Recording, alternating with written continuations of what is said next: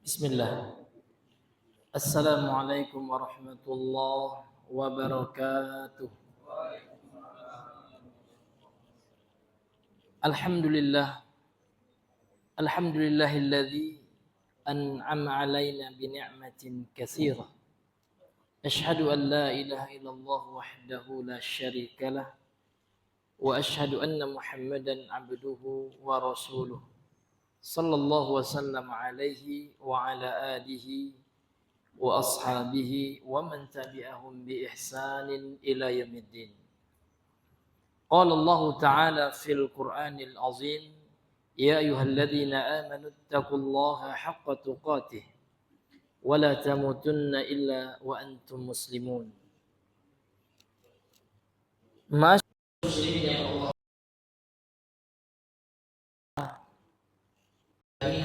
ingat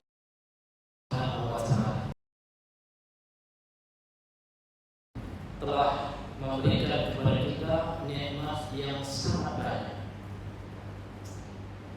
Sehingga hadirin yang Allah muliakan, tidak pantas dan tidak layak bagi seorang muslim untuk selalu berkeluh kesah dalam hidup. Walaupun pada dasarnya kata Allah, innal insana khuliqa halu'a. Manusia itu pada dasarnya tercipta, Allah ciptakan memiliki sifat berkeluh kesah. Namun itu sifat yang tercela. Walaupun ada potensi itu, karena memang sesungguhnya Allah berikan potensi fujur dan takwa dalam hati manusia. Fa'alhamaha fujuraha wa taqwaha. Allah berikan, Allah ilhamkan baik dan potensi itu buruk. Makanya Allah mengatakan qad aflaha man zakkaha.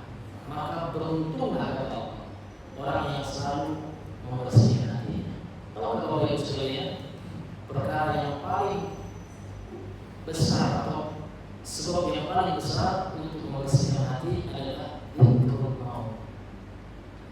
Dari pekan ini Pak, berdekatan 2 kali kami menghadiri, alhamdulillah, melihat orang meninggal. Apakah ada bekas mati? Ada sebuah hal yang sahih yang disebutkan kepada Imam Mukminin, Amirul Mukminin Umar bin Khattab radhiyallahu anhu. Kata beliau, hari ini orang memberitakan telah meninggal si fulan dan si fulan. Si fulan sudah meninggal, si fulan inna lillahi wa inna ilaihi raji'un. Dan akan datang suatu masa dalam Umar bin Khattab, orang akan mengkabarkan telah meninggal Umar. Ketika hari ini kita meninggal Umar, kita ayah kita meninggal, saudara kita meninggal, bapaknya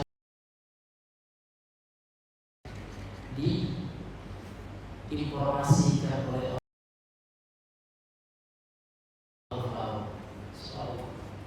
Maka untuk itu kita harus banyak mengingat kematian ini.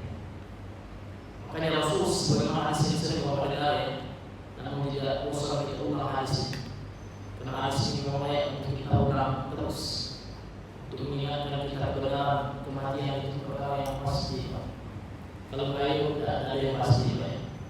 Orang yang kerja dari pagi sampai malam, ya istirahat cuma sejam 2 jam, dia sudah kerja lagi, tidak kayak. Tapi yang namanya mati itu pasti. Karena Rasul mengatakan aksiru perbanyak, bukan selain 2 kali, perbanyak sering. Zikra hadimil ladzat, mengingat pemutus kenikmatan, yakni al-maut, yaitu kematian. Jangan kita merasa sudah banyak, saya tidak ada dosa Ustaz. Bohong seperti itu. Karena Nabi mengatakan kullu bani Adam khata'. Kita ini banyak dosa. Rasul yang mengatakan, bahkan Allah sendiri yang mengatakan hadirin. Ya bani Adam, innakum tukhti'una bil-laili wan-nahar, kata Allah. Wahai anak Adam, kalian itu banyak dosa siang malam. Artinya hadirin yang Allah muliakan, ketika kita merasa banyak dosa, maka ada semangat untuk senantiasa bertobat kepada Allah. Bertobat itu tidak hanya orang kafir. Bertobat itu tidak hanya orang yang pelaku maksiat. Maka kata Allah Bapak, ya ayyuhalladzina amanu, wahai orang-orang yang beriman. Allah panggil orang yang beriman, tubu ilallah. Bertobat kalian kepada Allah, wahai orang yang beriman, kata Allah. Bahkan tobat yang sebenarnya, taubatan nasuha. Maka untuk itu hadirin yang dimuliakan oleh Allah Subhanahu wa taala, mari kita senantiasa mengintrospeksi diri, Pak. Sudah berapa mungkin dosa yang pernah kita lakukan? Secara nggak sadar kita menggibahi teman kita, bahkan ustadz pun digibahi, ada juga, Pak ya. Oh, ustadz tuh gaya. Ya kan? Tinggal dekat masjid telat sholatnya, ada juga, Pak. Teman bilang ke anak gitu. Ya Allah, bilanglah langsung sama ustaznya, ustaz. Ya, ustaz manusia juga, bukan malaikat, bukan nabi. Terkadang ketiduran, terkadang futur juga ada, Pak. Jadi yang betul-betul ustaz tidak futur, tidak ada. Ustaz pun butuh diingatkan, tapi caranya ada, adabnya. Temui empat mata. Ya, bukan digibahi di belakang itu, Pak. Ini termasuk dosa, hadirin yang Allah memuliakan. Walaupun kita anggap itu sepele ya, membicarakan aib orang. Ini hadirin yang dimuliakan. Kita kan tidak tahu, Pak, kapan datang giliran kita. Kemarin ayah teman kita, besok kapan kita, kan gitu, Pak ya. Kita tinggal menunggu aja. Maka untuk itu hadirin, saya secara pribadi kepada diri saya, mari kita senantiasa mengingat itu tanda orang yang cerdas. Sehingga ya dengan kita banyak mengingat mati, Pak, akan menggerakkan kita untuk beramal untuk akhirat. Jangan numpuk-numpuk harta, Pak ya. Kalau seandainya, Pak, di masjid ini dibuat pengumuman, setiap orang yang sholat dan pengajian dikasih duit 1 juta, rame ini pasti ya kan. Menunjukkan apa? Betullah kata Allah, wa tuhibbunal mala hubban jamma. Kalian itu manusia, kata Allah, sangat mencintai harta. Padahal hadirin ya, kita hadir ke masjid ini kita niatkan ikhlas ya. Insyaallah, Pak. Setiap langkah kita dan menunggu antara sholat, waktu sholat, menunggu waktu sholat dari waktu sholat maghrib ke isya itu, ini bagaikan fi sabilillah. Ini di jalan Allah Subhanahu wa taala. Banyak keutamaannya. Maka untuk itu hadirin, mari kita memperbanyak mengingat kematian, karena mati itu pasti, Pak. Dan jangan lupa juga satu hal, Pak, wasiat. Banyak orang yang lupa membuat wasiat. Seperti dia mewasiatkan, karena kalau seandainya ayah meninggal, jangan ratapi. Karena kalau seandainya kita tidak memberikan wasiat, kita melalaikan hal itu, Pak, maka nanti kalau diratapi oleh keluarga kita, oleh anak istri kita, terkena kita dengan hadis dalam Sahih Al-Bukhari, innal mayyita, sesungguhnya mayat itu la yu'adzabu bibukai ahlihi, akan diazab disebabkan tangisan dan ratapan keluarganya. Ulama menjelaskan karena dia tidak berwasiat dan tidak mengingatkan kepada keluarganya, kepada anak istrinya, nak, kalau abi meninggal jangan ratapin, diam aja dia. Ia tidak pernah mengingatkan, mengarahkan, mengajarkan agama kepada anak istri, ini bahaya sekali. Maka untuk itu hadirin, kita bikin wasiat, bahkan kalau kapan perlu kita tulis. Nah, kalau ayah meninggal, laksanakan dengan cara yang sunnah. Jangan ada yasinan, jangan ada tahlilan. Dan ngumpul-ngumpul di rumah orang meninggal, karena itu termasuk ratapan. Ini kata sahabat, Pak. Abdullah bin Syekh ini salah seorang sahabat menukilkan ijma'. Kata beliau, kunna na'uddu, kami dahulu menganggap, ini para sahabat semuanya, para sahabat menganggap al-ijtima'ah, berkumpul-kumpul, inda baiti, ya, al-mayyit, di rumah orang mayat, wa sun'ati ta'am bilahum, dan membuat makanan, dia makan sama-sama, makan bareng gitu kan. Kayak kondangan pula kan itu, Pak. Makan bareng di rumah orang meninggal. Minan niyahah, ini termasuk meratap. Ratap itu dosa besar hadirin. Penyebab azab kubur bagi orang yang meninggal. Maka kita wasiatkan, nak, jangan ada rame-rame kayak kondangan pula, ya Pak ya. Orang habis meninggal duka cita, dia nak senang, bakalan makan tuh. Siapa lagi yang bakal mati nih di kampung saya ini? Supaya makan enak saya, na'udzubillah, ya Allah, orang meninggal diniatin, Pak ya, untuk makan enak. Padahal orang meninggal itu, Pak, kita doakan, kita bantu bukan makan rame-rame, enggak. Makan dewe-dewe, Pak. Kalau makan di rumah kita, enggak usah kita ngumpul-ngumpul makan bareng di rumah orang meninggal. Apalagi ketawa ketiwi, ada juga Pak teman-teman kita ketawa ketiwi gitu ya, jangan. Ya, kita melihat orang meninggal itu, Pak, bayangkan kita yang mati. Coba, kalau kita ingat mati ketika melihat orang meninggal, Pak, insya Allah, ya Allah, kita takut ya, khawatir kita, kalau kita yang mati, ya Allah, apakah bagaimana dengan nasib kita ntar? Apakah sudah siap kita dengan amal kita yang seadanya, kan gitu? Ini hadirin yang Allah berikan. Saya pribadi takut, Pak, ya, amal saya nggak ada rasanya, dikit sekali ya, dosa banyak gitu. Allah musta'an. Kalau bukan karena Allah yang menutupi dosa, ya, mungkin orang semua akan menjauhi, Pak. Woi, banyak dosa, tapi karena Allah menutupi dosa-dosa, ya, subhanallah, alhamdulillah, Pak, ya. Ya, seperti itu. Karena kita banyak dosa, karena Rasul sendiri mengatakan apa, Bani Adam itu banyak khata'un, ya, banyak dosanya. Maka untuk itu hadirin yang dimuliakan Allah, kita banyak beristighfar dan mohon ampun kepada Allah. Apalagi kita di bulan Rajab, Pak. Para ulama salaf dahulu mengatakan bulan Rajab ini bagaikan bulan syahruz zar'i, bulan bercocok tanam. Artinya apa? Ya, di bulan ini kita memperbanyak amal sebagai persiapan untuk, ya, menuai hasilnya di bulan Ramadan. Maka untuk itu hadirin, para ulama mengatakan syahru Rajabin, ya, syar'uz zar'i, wa syahru Sya'bana syahrus saqi, wa syahru Ramadan syahrul hisad, ya, sebagaimana dinukilkan oleh Imam Ibnu Rajab Al-Hanbali rahimahullah dalam kitabnya Lataiful Ma'arif. Bulan Rajab ini, kata beliau, Pak, adalah bulan kita untuk bercocok tanam. Kita banyak amal, kalau kita mampu puasa sunnah Senin Kamis, Ayyamul Bid, atau kalau kita kuat lagi puasa Daud, sehari puasa sehari enggak gitu kan, sampai Sya'ban, latihan persiapan. Nanti di bulan puasa insyaallah fresh kita, Pak, ya, karena tubuh kita sudah terlatih untuk berpuasa.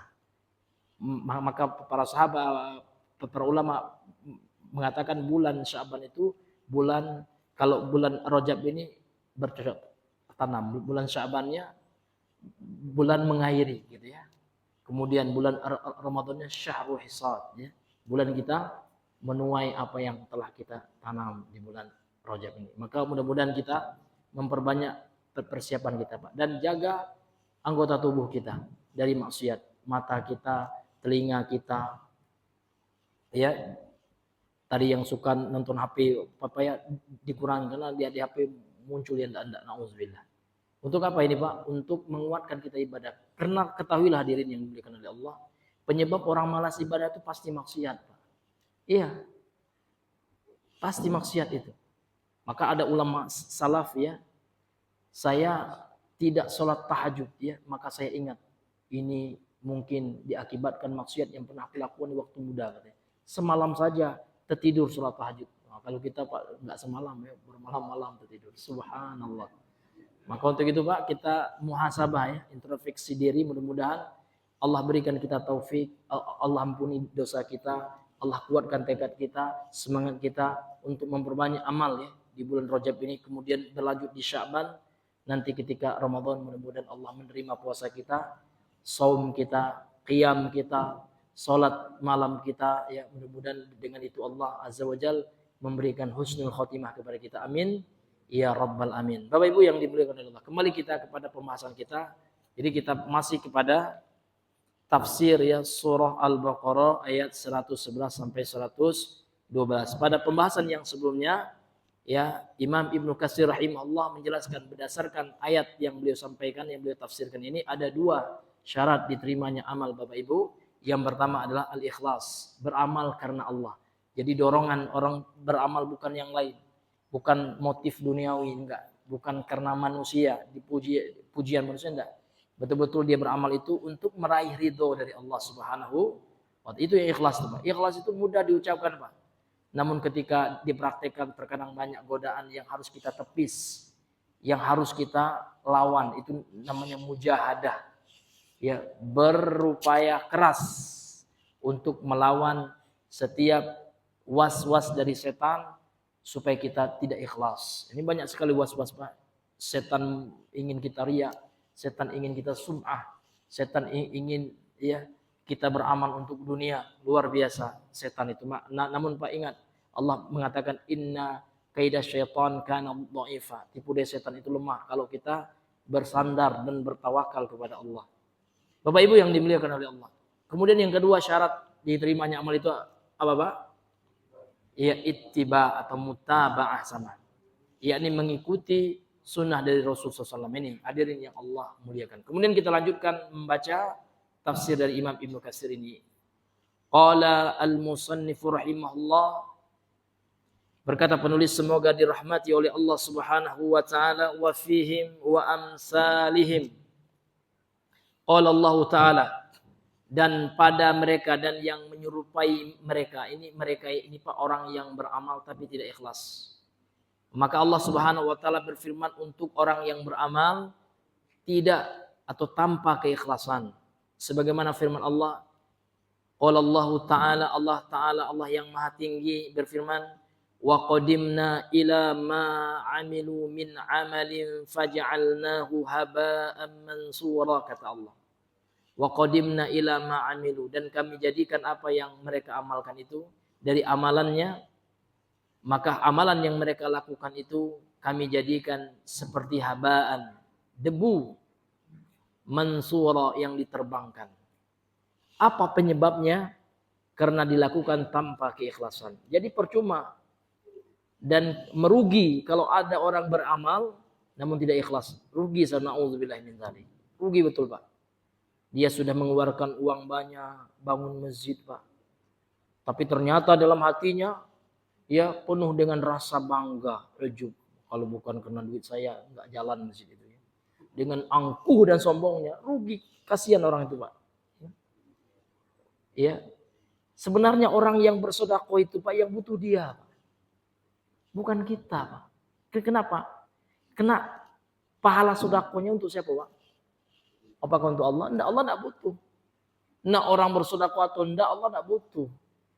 Namun kita bersedekah itu ternyata untuk kita juga. Maka orang yang bersedekah kemudian dia mengungkit-ungkit sedekahnya, ini tanda tidak ikhlas. Bil manni wal adha, kan itu yang disebutkan dalam Al-Qur'an. Ya kan, orang yang bersedekah dengan diungkit-ungkit dan menyakiti hati orang yang diberikan sedekah itu. Bapak itu saya yang kasih bantu itu. Kalau bukan saya, subhanallah ya Allah. Ya. Batal pahalanya Pak. Dan orang yang tidak ikhlas itu, yang pertama pahalanya dakati 0 ya kan. Yang kedua dia diancam neraka. Iya. Karena dia telah mempersekutukan Allah di dalam sedekahnya. Kenapa? Karena sedekahnya bukan karena Allah lagi, namun karena manusia. Sementara Allah mengatakan dalam hadis qudsi riwayat Imam Muslim, ana aghnas syuraka'i anisyirki. Aku adalah zat, kata Allah, entitas Tuhan yang paling tidak butuh sekutu, kata Allah. Allah tidak butuh. Allah pingin Allah saja yang kita niatkan dalam ibadah kita. Dari dalam sholat kita, zakat kita, saum atau puasa kita, semuanya ibadah kita. Allah pingin hanya Allah saja tujuan kita. Allah tidak butuh sekutu. Waman amila amalan asyraka ma'iya ghairi, barang siapa yang beramal amal apa saja, ini umum sifatnya Pak. Nak sedekah, nak salat, nak infak, semuanya. Nak bangun masjid ya kan. Kemudian dia mempersekutukan Allah, dia niatkan untuk apa? Untuk manusia. Maka kata Allah, taraktuhu, aku akan tinggalkan dia, aku enggak butuh dengan dia. Dan aku juga enggak butuh dengan sekutunya itu. Sehingga di akhirat Pak disebutkan dalam hadis lain riwayat Imam Ahmad, orang yang riya di dunia ini Allah usir. Idhabu, pergi kalian, kata Allah. Ila ma kuntum turauna fid dunya, kepada orang yang kalian riya di dunia. Siapa? Kalian dulu kan pingin pujian dari Pak Bupati kan? Pas Pak Bupati jadi makmum, kamu jadi imam waktu itu kan? Oh, kamu rancak-rancakkan suaramu. Oh, qori ini. Alhamdulillah, ya Masya Allah, ini Bupati loh. Wah, supaya nanti Bupati itu bilang, Masya Allah, ini betul-betul qori ini. Ini hafiz ini. Bacanya panjang sekali. Tidak pernah saya dengar nih ayatnya kan. Tapi dia hafal, Masya Allah. Wih, rupanya dipuji sama Pak Bupatinya. Masya Allah Ustaz. Ustaz hafiz ya? Alhamdulillah Pak.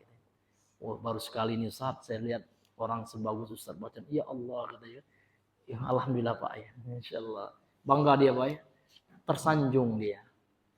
Rusak amalan, na'udzubillahi min dzalik. Ini luar biasanya Pak ikhlas itu. Bahayanya riya. Jadi orang pelaku riya itu kalau tidak bertobat gitu. Riya terus gitu kan. Tapi kalau dia insaf, ya Allah dulu saya riya, ya Allah astagfirullah, insya Allah Allah ampuni Pak, insya Allah. Karena Allah mengampuni semua dosa, tak terkecuali riya, semuanya. Tapi kalau sampai mati riya, itulah gawainya Pak, naudzubillah, ya kan. Maka nanti kata Rasulullah, Allah usir, idhabu, pergi kalian, ya. Cari pahala. Ya, jangan minta pahala dariku. Kata Allah nih Pak. Hal tajiduna indahum jazaan, apakah kalian dapati pahala kepada orang yang kalian harapkan pujiannya sehingga kalian berbuat riya karena orang itu? Coba minta pahala, minta surga sama orang itu. Bisa nggak kata Allah? Aku nggak butuh ke kalian. Ini luar biasanya riya Pak. Bahkan ada seorang pahlawan mujahid dahulu mati betul dia Pak, terbunuh dia di jalan Allah. Kemudian Allah bangkitkan, ditanya oleh Allah, kamu dahulu jihad karena siapa? Karena engkau ya Allah. Allah katakan, bohong, dusta engkau. Engkau berjihad untuk disebut pahlawan. Ya kan? Dan itu sudah engkau dapatkan. Engkau sudah dielu-elukan. Engkau sudah dipuji oleh orang banyak, oleh manusia. Engkau sudah dinobatkan menjadi pahlawan nasional. Tapi karena riya Pak, bukan mengharapkan wajah Allah. Karena memang untuk dapat gelar pahlawan jihadnya. Maka apa? Allah suruh malaikat untuk menyeret wajahnya di bawah. Wajahnya di bawah ini terseret-seret. Ya Allah, siksanya luar biasa. Kemudian setelah itu dicampakkan ke dalam neraka. Itu pertama kali manusia yang akan diadili. Ini disebutkan dalam hadis qudsi, hadis Sahih Al-Bukhari. Kemudian yang kedua, Bapak Ibu, pembaca Al-Quran ini bukan orang pelaku maksiat loh. Ini orang hebat semua ini. Ahli ibadah, orang berilmu. Qori juga seperti itu. Ditanya oleh Allah dengan pertanyaan yang sama. Apakah engkau membaca dulu ikhlas? Ya kan? Betul ya Allah. Bohong kata Allah. Engkau itu membaca Al-Quran supaya mendapat gelar hafiz. Engkau menghafal Al-Quran itu supaya nanti dikatakan hafiz. Maka hati-hati ini. Tolong anak-anak yang belajar hafiz itu perbaiki niat. Ya, kita ngapal Al-Quran itu bukan nak jadi hafiz enggak. Supaya kita dapat pahala dari Allah. Supaya setiap yang kita baca itu berpahala. Dan supaya kelak kita mendapatkan surga Allah, itu yang kita niatkan. Supaya ada senang sama kita. Karena Rasul mengatakan sebaik-baik manusia itu yang mempelajari Al-Quran kan itu. Dan yang mengajarkannya. Itu yang kita cari. Bukan untuk dapat gelar titel dipanggil hafiz atau qari. Kalau nggak dipanggil hafiz, ya enggak lah ya. Nggak mau saja jadi imam. Saya udah hafiz 30 juz, enggak pernah dipanggil hafiz gitu ya. Ya, enggak pernah disematkan di setelah namaku Al-Hafiz. Kan orang banyak sekarang ya. Iya. Wardoko Hafiz. Bisa namanya. Iya. Kalau enggak dikasih Hafiz, mengke artinya. Kan saya Hafiz nih Pak. Kenapa enggak ditulis Hafiz ini? Subhanallah. Jadi Bapak untuk siapa menghafal Al-Quran itu? Apakah untuk Allah atau untuk dipanggil supaya untuk dipanggil Hafiz? Nah ini hadirin terkait dengan riya. Ini bahaya sekali Pak. Nah, demikian juga yang terakhir nanti orang yang dermawan begitu juga Pak. Orang yang suka membantu. Maka untuk itu bagi kita yang punya harta dan suka membantu, terus perbaiki niat kita. Nak mengasihi Allah ini untuk aku juga ini ya Allah. Saya ngasih harta ini bukan untuk orang itu. Pahalanya kembali kepadaku ya Allah. Ya. Mau orang itu berterima kasih atau tidak urusan aku ya Allah. Ya kan, bahkan mau diselewengkan silakan, dia nanti yang berdosa itu orang yang ikhlas itu. Namun dia semata-mata mengeluarkan itu liwajhillah. Ya kan, untuk mengharapkan wajah Allah Subhanahu wa taala. Itu yang ikhlas itu hadir. Tapi kalau orang yang ikhlas Pak, Masya Allah ya kan. Iya. Nah, diungkit-ungkitnya, ya, dihafalnya tuh. Saya dulu lah nyumbang kasih bulan, saya nyumbang pula ke masjid itu kan. Hafal dia Pak ya. Subhanallah. Kalau orang yang ikhlas itu lupa dia. Ya, entah kemana lupa, dia lupakan kebaikannya Pak. Maka di antara tips untuk ikhlas itu Pak, ingat kesalahan kita kepada orang dan lupakan kebaikan kita sama orang. Walaupun kita lupa, Allah yang Maha mengetahui telah mencatatnya. Itu Pak ya. Jangan dibalik Pak. Jangan kita itu hanya ingat kebaikan kita aja. Lupa kesalahan kita kepada orang. Makanya ada istilahnya SMS. Apa? Bukan SMS, beda Pak ya. Iya. Artinya hadirin yang diberikan oleh Allah Subhanahu wa taala, ya kalau seandainya kita pingin ikhlas Pak, di antara tipsnya itu, ya kita harus banyak mengingat kesalahan kita, itu intinya Pak. Ya, dan melupakan kebaikan kita. Lupakan, saya sudah pernah bantu si fulan, lupakan itu Pak. Udah. Karena yang kita harapkan itu bukan pujian, ya kan? Dari si fulan itu enggak. Tapi yang kita harapkan nanti Allah memberikan balasannya di akhirat. Nah, itu yang kita harapkan, hadirin yang dimuliakan oleh Allah. Tapi kalau seandainya kita ingat terus Pak, enggak dibantu sama orang itu, marah kita lagi ya. Percuma saya dulu waktu Bapak miskin, saya yang bantu Bapak. Sekarang Bapak kaya, saya miskin, Bapak lupa sama kaya. Bapak ini bagaikan kacang yang lupa. Itu enggak ikhlas seperti itu. Ada indikasinya. Berarti Bapak membantu, mengharapkan untuk dibantu nih kayak ini kan. Berarti bukan karena Allah, maka bahaya. Ya, maka kita harus banyak melupakan. Orang yang ikhlas itu Pak, bagaikan orang yang buang air Pak ya. Kalau sudah buang air udah ya lupa dia, ya kan? Kayaknya saya tuh manjret tadi, enggak kan? Enggak ada yang ingat Pak ya. Enggak, lupa dia langsung. Udahlah ya.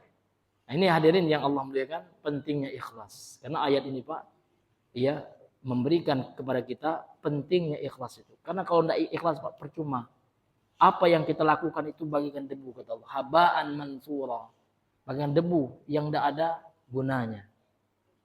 Bapak Ibu yang dimuliakan oleh Allah Subhanahu wa taala. Kemudian Allah Subhanahu wa taala berfirman dalam ayat yang lain, wa qala ta'ala, dan Allah taala berfirman, walladzina kafaru a'maluhum kasarabin biqi'ati yahsabuhu dhamna'u ma'a hatta idza ja'ahu lam yajidhu syai'a.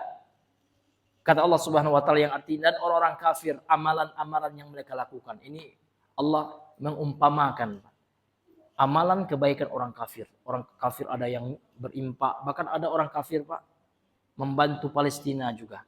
Tapi karena mereka tidak beriman, maka amalan mereka itu kata Allah seperti fata morgana. Sesuatu yang tidak nyata, yang menipu mata. Seperti fata morgana biqi'ah. Qi'ah itu Pak, dataran rendah gitu ya. Al-ardu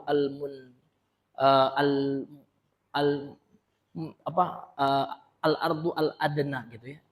Dataran rendah. Al-munfakhidah ya. Yang itu artinya yang disebutkan oleh para ulama tafsir ya. Amalan orang kafir itu bagaikan seseorang melihat air di dataran rendah gitu kan. Namun yang dia lihat itu kelihatan kayak air, namun dia fata morgana gitu ya. Yahsabuhu dhamna'u, orang yang haus menganggap ma'an itu air. Hatta sampai idza ja'ahu, dia datang untuk mengambil air itu, lam yajidhu syai'an, ternyata bukan air. Ternyata itu hanya fata morgana. Artinya orang kafir itu menganggap mereka sudah beramal, membantu orang banyak. Ya, amalan kemanusiaan mereka, namun tidak didasari dengan keikhlasan, keimanan kepada Allah Subhanahu wa taala, maka seperti itulah Pak ya, tidak nyata, hilang amalan mereka itu. Artinya tidak dihitung oleh Allah Subhanahu wa taala. Maka pentingnya iman itu Pak. Makanya syarat diterimanya amal itu ikhlas, dan ikhlas itu pasti muncul dari hati-hati orang yang beriman. Orang kafir tidak ikhlas. Karena ikhlas itu lillah. Orang kafir bukan karena Allah ya kan. Nah, ini hadirin yang dimuliakan oleh Allah Subhanahu wa taala. Maka ayat ini juga memberikan faedah, pelajaran kepada kita bahwasanya syarat diterimanya amal itu Pak, beriman. Iya, kalau orang kafir tidak terima Pak, harus masuk Islam dulu dia, baru amal baiknya itu diterima oleh Allah. Misalkan waktu dia kafir suka membantu orang, masuk Islam Pak. Baru nanti amalannya ketika kafir yang baik-baik itu ditulis oleh Allah sebagai pahala.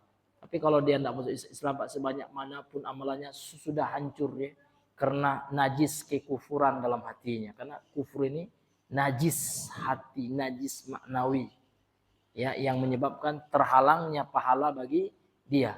Ini luar biasanya kufur itu. Makanya orang kafir itu kalau tidak masuk Islam, naudzubillah min dzalik, dalam Al-Qur'an Allah mengatakan mereka akan kekal selama-lamanya di neraka karena mereka tidak menghilangkan najis di hati mereka itu.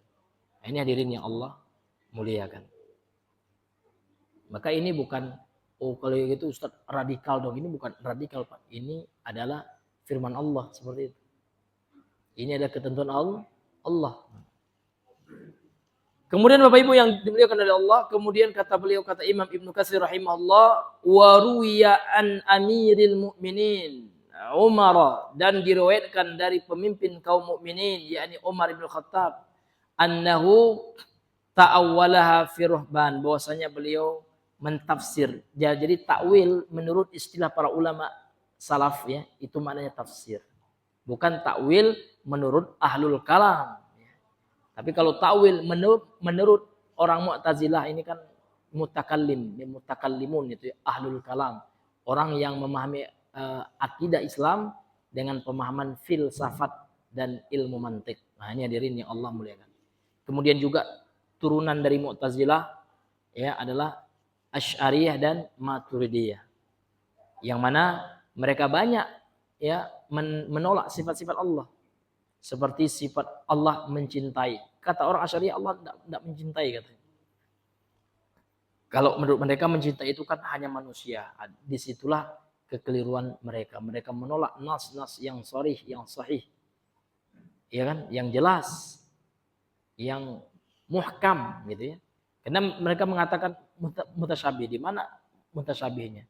Kalau mutasyabih itu Pak ada memang dalam Al-Qur'an, tapi sedikit seperti huruf-huruf potongan, al-huruf al-muqatta'ah di awal-awal surah seperti alif lam mim, itu betul itu. Itu sesuatu yang samar maknanya. Makanya para ulama tafsir mengatakan maknanya adalah Allahu a'lam bimuradiha. Allah lah yang lebih mengetahui tentang maksudnya alif lam mim itu. Nah, tapi kalau orang tasawuf Pak, mohon maaf ya, itu ditakwilnya itu ada artinya itu. Wah, menurut siapa? Menurut tuan gurunya. Karena tafsirnya tafsir batin melalui mimpi. Mimpi daripada guru-gurunya. Khalifah Tarike itu Pak ya. Mimpinya hujah itu. Ya dalil mereka mimpi kan itu. Kalau dalam Islam tidak ada ya. Mimpi manusia biasa bukan dalil. Tapi kalau mimpi Nabi wahyu itu Pak. Karena salah satu metode wahyu itu disampaikan oleh Allah melalui mimpi. Maka mimpinya para nabi itu wahyu. Tapi kalau mimpinya manusia bukan nabi, itu ada beberapa kemungkinan. Yang pertama, kemungkinan dari setan. Ada. Kalau itu adalah mimpi-mimpi yang bertentangan dengan syariat. Ya, mimpi buruk gitu Pak. Itu dari setan. Boleh jadi dia tidak berwudu ketika tidur. Atau tidak membaca zikir tidur. Tidak baca ayat kursi. Kemudian tidak membaca 3 qul kan gitu. Istilah kita trikul kan gitu Pak. Iya, langsung tidur bebas kuntut-kuntut tidur gitu kan. Iya. Tidak menjaga adab. Padahal ya kalau kita sebelum tidur berwudu Pak, Masya Allah, kita akan dilindungi oleh Allah. Allah akan mengutus malaikat ya kan, yang akan melindungi kita dari godaan dan gangguan syaitan. Maka rugi Pak ya. Nah, tapi kan kita banyak malas kadang ya. Udahlah enak di kasur yang empuk gitu kan. Nah, ya kan kalau lata cacah kata orang Minang Pak ya. Badannya di kasur itu udahlah ya, sudah mager ya kan. Namun kita lawan itu Pak. Kalau kita ingin pahala, kita lawan itu. Memang berwudu nak tidur itu tidak wajib. Bukan wajib Pak ya. Hukumnya sunnah. Tidak berdosa memang. Tapi rugi kita. Kita tidak dapat pahala. Pahala mengamalkan sunnah. Iya. Kemudian kita baca doa tidur Pak ya. Sebagaimana yang dihafal oleh anak-anak kita. Anak-anak TK kan hafal tuh Pak ya. Ya, anak-anak SD gitu. Itu harus kita amalkan juga. Ini Bapak Ibu yang dimuliakan oleh Allah Subhanahu wa taala. Ya, ini Bapak Ibu ya, kalau itu kita lakukan hidup kita berkah. Kapan kita tahu hidup kita berkah itu, Pak? Ketika 24 jam kita mengamalkan sunnah. Itu berkah itu. Masuk pasar ada sunnahnya, ada doanya. Berkah hidup kita insyaallah. Nah, masuk masjid ada sunnahnya. Baca doa Allahumma ftahli abwaaba rahmatik. Melangkah kita dengan itu minimal itu doanya, Pak. Ada doa yang panjang, ada juga itu yang pendek aja ya. Melangkah kita dengan kaki kanan kita. Subhanallah, itu berkah hidup kita insyaallah. Bahkan Bapak Ibu, mohon maaf ya, orang yang baru nikah ya, yang honeymoon ya. Maka untuk mendatangi istri di malam pertama itu ada sunnahnya. Ada doanya. Kalau kita lakukan berkah insyaallah. Maka dengan begitu insya Allah Allah jadikan keturunan kita soleh dan salehah. Allah jadikan istri kita istri yang patuh untuk dikendalikan. Jadi kenapa terkadang ada istri yang pembangkang, ya kan?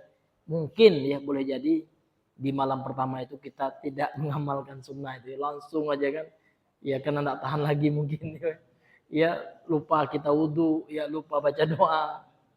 Nah, ini Bapak Ibu kita pentingnya ilmu ini Pak ya. Dengan ilmu itu insya Allah hidup kita lebih berkah dan terarah. Bahkan Pak ya, Bapak baca buku, itu ada buku bagus Pak yang judulnya 24 jam bersama Rasulullah. Jadi 24 jam Pak kita diajarkan dalam buku itu berdasarkan dalil-dalil yang sahih kan. Bagaimana mengamalkan sunnah Nabi. Dari bangun tidur. Bagaimana Nabi bangun tidur, apa doa yang beliau baca. Sampai tidur lagi, lengkap semuanya. Ya kan, kemudian juga dibahas oleh buku itu tentang adab dan akhlak Rasulullah. Bagaimana Nabi bersama istrinya, bersama anak kecil, ya kan? Bagaimana Nabi ketika berkendaraan, bagaimana Nabi mengucapkan salam gitu. Jadi yang mengucap salam itu ada adabnya juga Pak. Orang yang berjalan itulah yang pertama kali yang duluan mengucapin salam ya kepada orang yang duduk. Orang yang berkendaraan dialah yang pertama kali mengucapkan salam kepada orang yang jalan kaki. Kan sekarang terbalik Pak, karena orang yang berkendaraan itu sok nih, enggak mau dia salam, termasuk kita jalan assalamualaikum Pak. Iya. Nah, kalau adabnya seperti itu, orang yang datang, orang yang baru masuk ya kan, dia yang duluan mengucap salam. Ikon enggak Pak ya? Karena orang masuk tuh nyelonong deh terkadang. Akhirnya orang yang sudah datang masuk duluan, dia yang mengucapkan salam. Nah, sebenarnya Pak, adabnya ya orang yang baru masuk itu Pak. Tapi karena dia nggak paham adab itu, ya nggak apa-apa juga. Kita yang duluan masuk, assalamualaikum Pak, gitu ya. Kita yang duluan mengucapkan salam. Ini hadirin yang dimuliakan oleh Allah. Ini adab-adab yang terkadang Bapak Ibu ya terkadang kita lalaikan. Padahal dalam mengamalkan sunnah itu Pak, terdapat keberkahan untuk kehidupan kita. Ya, karena Rasul mengatakan dalam hadis yang disahihkan oleh sebagian ulama, ada sebagian ulama mengatakan hadisnya hasan. Walaupun ada yang mengatakan dhaif, artinya hadis ini Pak, hadis yang mukhtalaf, diperselisihkan. Kalau dalam hal ini Pak, kita berlapang dada. Kalau ada yang mengatakan sahih, ya kita toleransi. Memang ada hadis itu yang ulama khilaf dalam menghukuminya. Ada sebuah hadis yang dihasankan oleh sebagian ulama. Kata Nabi SAW, ya, man ahya sunnati faqad ahabbani. Barang siapa yang menghidupkan sunnahku, kata Rasul, maka dia mencintaiku. Itu tanda dia cinta kepadaku. Jadi Pak, kalau seandainya kita ingin cinta Nabi, hidupkan sunnahnya. Wa man ahabbani, dan barang siapa yang cinta kepadaku, kana ma'iya fil jannah, maka dia akan bersamaku kelak di surga. Mau enggak Bapak Ibu semua ngumpul di surga dengan Nabi Pak? Mau, itu cita-cita kita. Kita rindu ketemu dengan Nabi kita. Maka syaratnya, kata Nabi kita, hidupkan sunnahnya. Maka jangan kita lagi malas mengucapin salam Pak. Karena tuh ada juga ya berat kali enggak mengucapkan assalamualaikum, ya kan? Nah, bahkan kita dianjurkan oleh Nabi itu Pak, mengucapkan salam sampai-sampai kepada orang yang tidak kita kenal gitu. Iya. Dan mengucapkan salam Pak walaupun sepele, ini sunnah Rasul ini Pak. Karena Nabi mengatakan apa?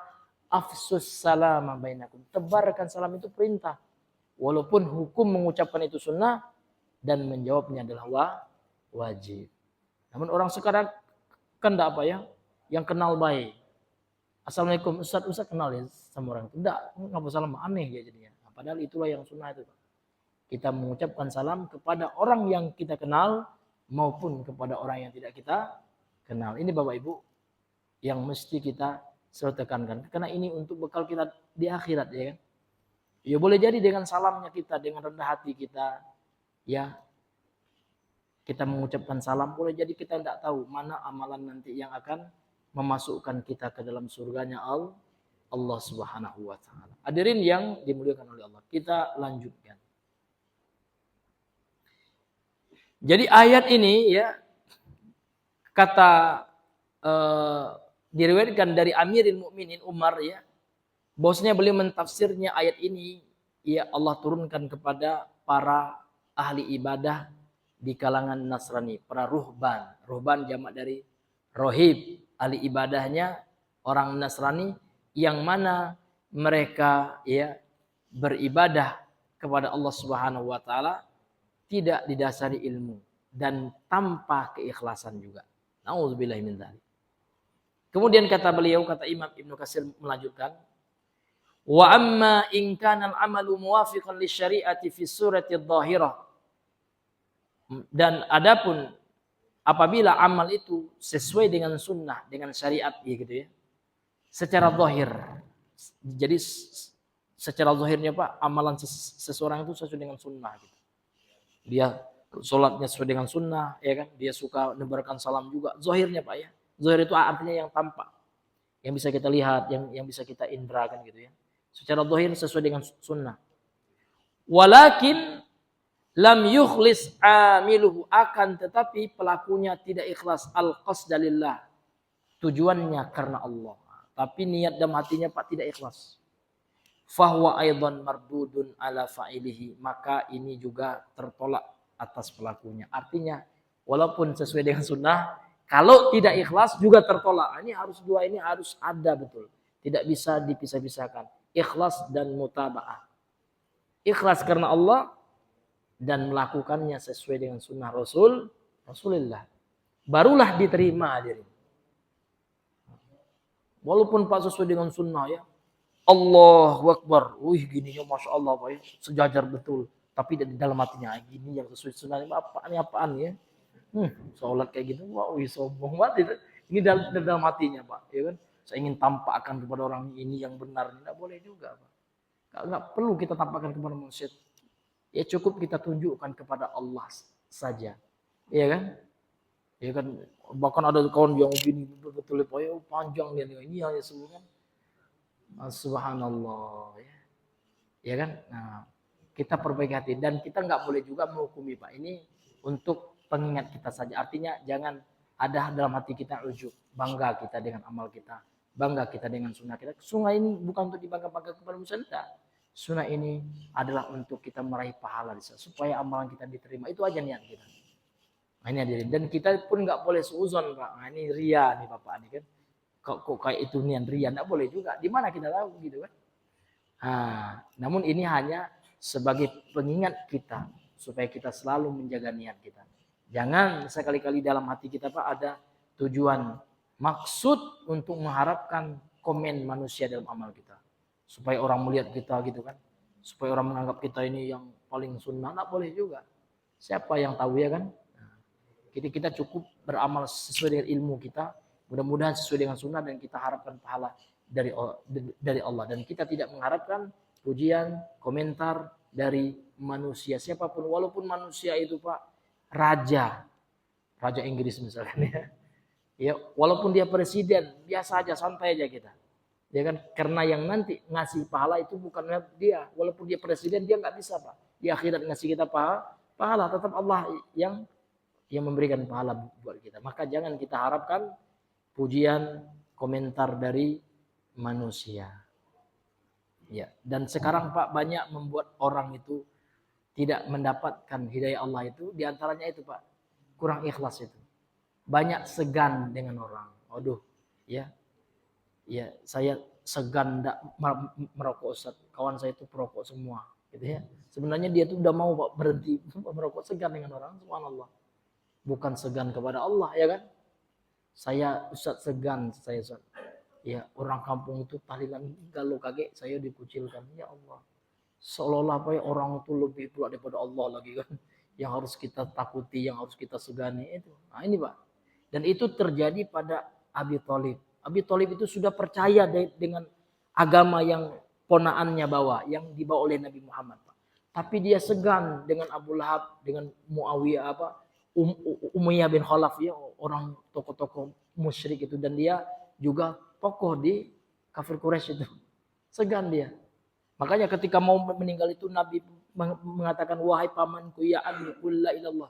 Ucapkan tauhid, ucapkan la ilallah, kalimatun uhaju bika indallah. Satu kalimat yang kau ucapkan, kalimat syahadat itu, aku akan jadikan itu ya kan hujah di sisi Allah dan Allah akan menyelamatkanmu. Apa kata Abu Lahab, ya kan? apakah engkau akan meninggalkan kebiasaan kita? Kita tidak biasa mengucapkan la ilaha illallah. Kita tidak meyakini itu. Karena ilah kita banyak. Sesembahan kita banyak. Lata, Uzza itu sembahan kita. Akhirnya Pak, segan dia Pak. Segan saya sama Abu Lahab itu. Akhirnya mati dia tidak mengucapkan la ilaha illallah. Banyak hadirin yang penghalang hidayah itu Pak. Antaranya kita banyak segan sama orang. Segan Pak. Nah, hati-hati Pak ya. Dengan kata-kata segan itu. Kalau segan dalam hal yang baik, bagus Pak. Ya kan? Tapi kalau segan sehingga meninggalkan, segan karena manusia sehingga meninggalkan ya kewajiban atau sehingga melakukan maksiat, kebidaan dan kesyirikan, itulah segan yang bisa menghalangi seseorang dari hidayah, ya, dari hidayah Allah. Maka untuk itu Pak, kita niatkan ikhlas. Segala sesuatu yang kita lakukan adalah ingin mengharapkan ridho Allah. Maka insya Allah dengan begitu Allah akan selamatkan kita kelak di akhirat. Itulah hakikat dari tauhid. Wallahu taala alam bisawab. Mudah-mudahan kita semua dimatikan oleh Allah di atas tauhid dan di atas sunnah Nabi. Amin ya rabbal alamin. Mungkin ini saja Bapak Ibu karena sudah masuk waktu Isya yang bisa kami sampaikan. Billahi taufiq wal hidayah. Subhanakallahumma bihamdika asyhadu an la ilaha illa anta astaghfiruka wa atubu ilaik. Assalamualaikum warahmatullahi wabarakatuh.